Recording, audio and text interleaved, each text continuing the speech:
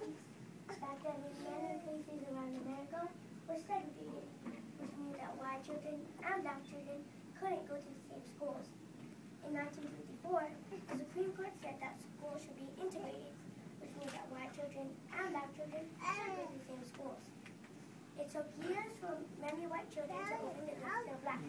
But I was one of the first African Americans to go to school only for white. To keep me from getting hurt, my mother and I had to walk to school with a group of special policemen called marshals.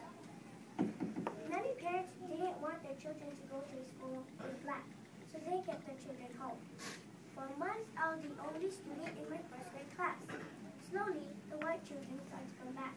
And when I entered second grade, there were many white children and black children. In the years that followed, many segregated schools in the United States, and now started to be integrated.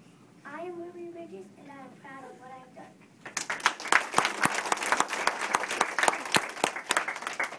I was the first American woman to go into space. The day I launched into orbit, I was only 32 years old, and that made me the youngest to go into space.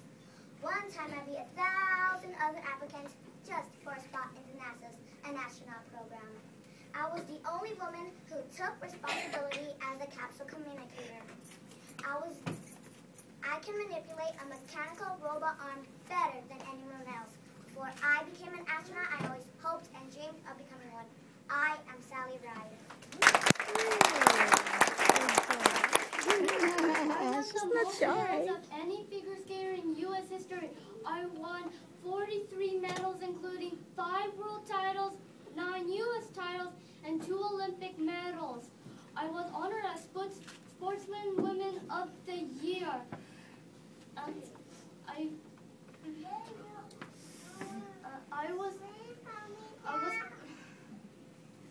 I was also a member of the World Figure Skating and World Figure Skating Halls of Fame. And I traveled the world and met young people to speak about leadership and education. In 2010, I was appointed by President Obama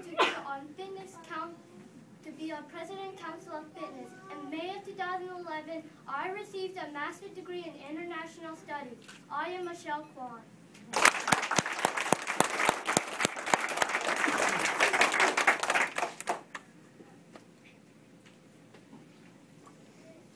When I operate a bus, drivers will be required to provide separate but equal accommodations for white and black passengers.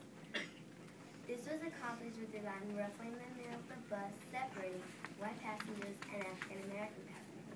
On December 1st, 1955, I borrowed the Cleveland Avenue bus for home.